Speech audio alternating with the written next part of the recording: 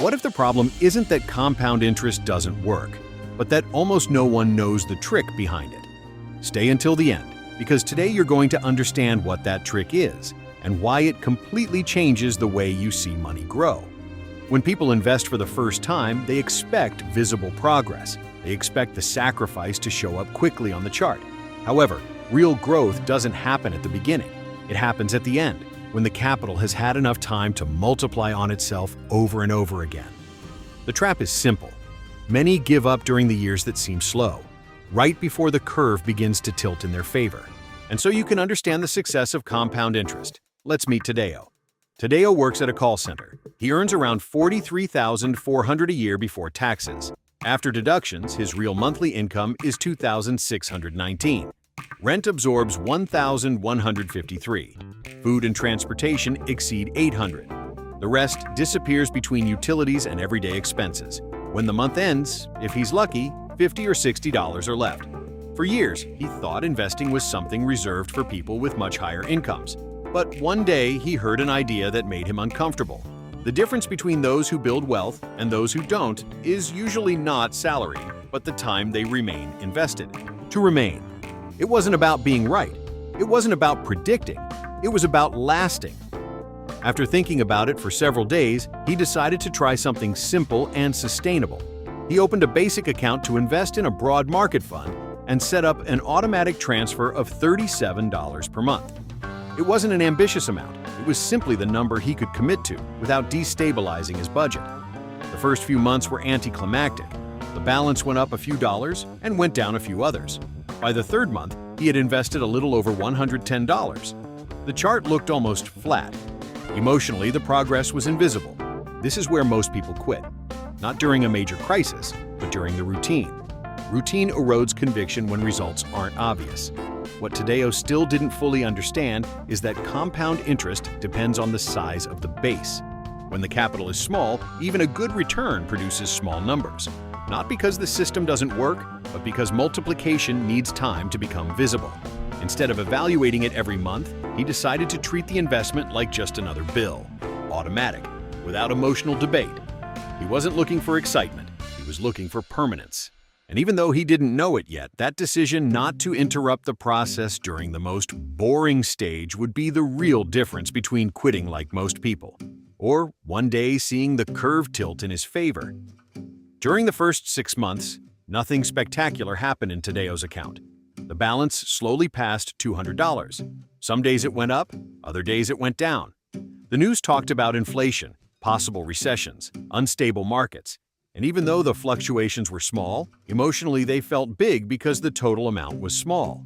Here is where one of the most common mistakes when starting to invest appears: evaluating progress in absolute terms instead of structural terms. When you have $200 invested, a 7% annual return represents only $14 in a full year. It's not a life-changing amount. But what matters isn't the immediate impact, but the base that is being built. By the 6th month, Tadeo had already invested more than $220. By the 9th, he was approaching $333. The growth was still modest, but something began to change internally. He no longer checked the account every day. The automatic transfer became part of the financial landscape of his month, like rent or the electricity bill.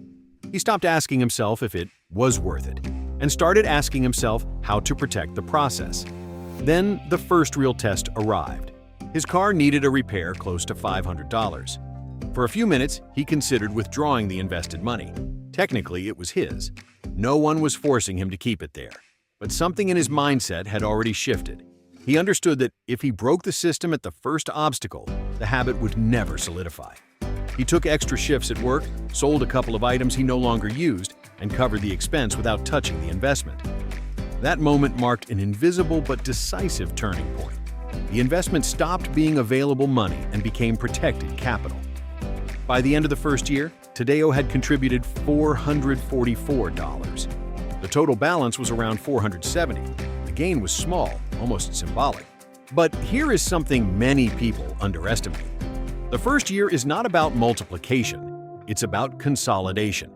It's the year where you prove that you can sustain the system even when there are no visible rewards. There is a mathematical curiosity that helps explain what is happening during this phase. If an investment generates an average annual return of 8%, the growth is not simply a constant addition. Each year, the return is calculated on the accumulated capital, including previous returns. It is a compounding effect that begins almost imperceptibly because the base capital is small. But as the capital grows, that same percentage begins to produce increasingly larger numbers without the need to increase the effort. In the second year, Tadeo did something simple but powerful. Every time he received a small extra income, he increased his monthly contribution by a few dollars. From 37, he moved to 45, then to 53. He didn't double it. He didn't triple it. He adjusted gradually. By the end of month 24, he had invested a little over $1,100, and the balance exceeded $1,200. The difference was still modest, but for the first time, the growth did not come exclusively from what he had contributed. It also came from time, and even though the curve was still smooth, it was beginning to tilt just enough for Tadeo to understand something essential. The initial stage is not designed to impress. It is designed to build inertia. 5 years after he started, Tadeo was no longer the same person who doubted every time he saw the balance move by a few dollars. By then, he had invested around $5,300 in total. His account was hovering around $6,400. The difference, close to $1,000, came from accumulated growth and reinvested dividends. It wasn't a spectacular number, but it wasn't insignificant either. For the first time, he could clearly say that his money had generated money. What's interesting at this stage is not the exact amount, but the proportion. During the first years, almost the entire balance came directly from his contributions. Now, a small separation was beginning to appear between what he put in and what the system produced. That change, although subtle, is fundamental because it transforms the perception of the process. It no longer feels like simple savings accumulation. It feels like a structure that is beginning to move on its own. At this point, many people make a different mistake than in the early years. If at the beginning the danger is quitting out of boredom, in this phase the risk is underestimating what is happening. 5 years can seem like a long time to only have 4 figures in the account. It's easy to look at the number and think the progress has been too slow, but that interpretation ignores something crucial. Exponential growth does not fully manifest until the base reaches a certain size. Here it helps to think about another analogy. Imagine you're pushing a heavy wheel uphill. During the first few feet, everything depends on your strength, but as you move forward, the wheel begins to gain inertia. There comes a moment when, even though you're still pushing, you're no longer moving something static. You're accompanying a movement that has its own momentum. Compound interest works in a similar way. At the beginning, everything depends on your contributions. Then, gradually, the accumulated capital begins to carry more weight in the total progress. Around year 7 or 8, Tadeo had invested close to $9,000 in total. In favorable market periods, the account could grow by several $100s in a single year without him significantly increasing his contribution. That experience was revealing. For the first time, the annual growth was beginning to approach what he invested over several full months. And here, another important idea appears. Acceleration is not constant, it is cumulative. Each year he remains invested increases the surface on which returns operate. It's not just the money that grows, it's the money's ability to generate more money. Even so, this stage still requires patience. The curve is still not dramatic. It still doesn't impress anyone in a casual conversation.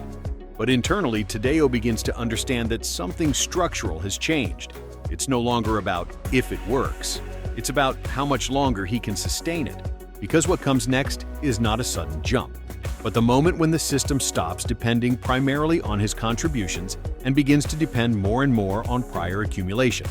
And that moment approaches faster than it seems once you have already crossed the halfway point of the first decade. Around year 9 or 10, something changed more noticeably in Tadeo's experience. Up until that point, the growth had been steady but moderate. However, when the accumulated capital surpassed a certain threshold, the dynamic began to feel different. After having invested approximately $11,000 in total, his account began to approach $15,000 or $16,000, depending on market performance. The difference was no longer symbolic, it was tangible. In one of those favorable years, Tadeo noticed something that forced him to look at the process from another perspective. The annual growth of his account was greater than what he had contributed during 12 full months. For the first time, the system produced more than his own direct effort. That is the moment many people never get to experience because they quit before reaching it. It is not a spectacular or dramatic instant. It is quiet, but it is definitive. Here is where what we could call the transfer occurs. During the first years, Tadeo pushed the system with his contributions. Then, gradually, the system began to push alongside him. Now, the accumulated capital was beginning to generate a significant portion of the total growth. The inertia no longer depended exclusively on his monthly discipline, but on the base built over nearly a decade. At this point, the risk is no longer quitting out of boredom. The risk is relaxing too much. Tadeo understood that the real work now was protecting the habit, keeping his lifestyle slightly below his income, avoiding turning every salary increase automatically into a proportional increase in expenses. He didn't need to accelerate aggressively, he needed to sustain. 10 years ago, $37 seemed almost insignificant. Now those first contributions were still there, multiplying along with the later ones. If the average annual rate remained close to 7% or 8% over the long term, each additional doubling cycle would increase the difference in a noticeable way. Here the logic of the Rule of 72 appears again. Every 9 or 10 years, the capital could double if it remains invested. That means the real transformation does not happen in the first cycle, but in the ones that follow. If you look at Tadeo's entire journey from the beginning to this point, the lesson is clear. The first months were psychologically uncomfortable. The first years seemed slow. The middle of the process began to show real signs of progress. And finally, the system reached a point where growth began to surpass direct effort. Nothing changed suddenly in the market. What changed was the size of the base. Compound interest is not a promise of quick results. It is a cumulative reward for those who tolerate the phase in which nothing seems impressive. Tadeo did not win an unexpected fortune. He did not make risky moves or take heroic decisions. He simply allowed time to work without interrupting it. And when he finally saw that his capital grew more in a single year than what he contributed with monthly discipline, he understood something that can only be understood by living it. The real asset was not the initial dollars, but the years he chose not to quit. Because in the end, compound interest does not reward momentary intensity. It rewards sustained permanence. If you liked compound interest and want to start investing in it, give it a like and subscribe to Successful Entrepreneur. And don't miss our upcoming videos, they can be a great help to you.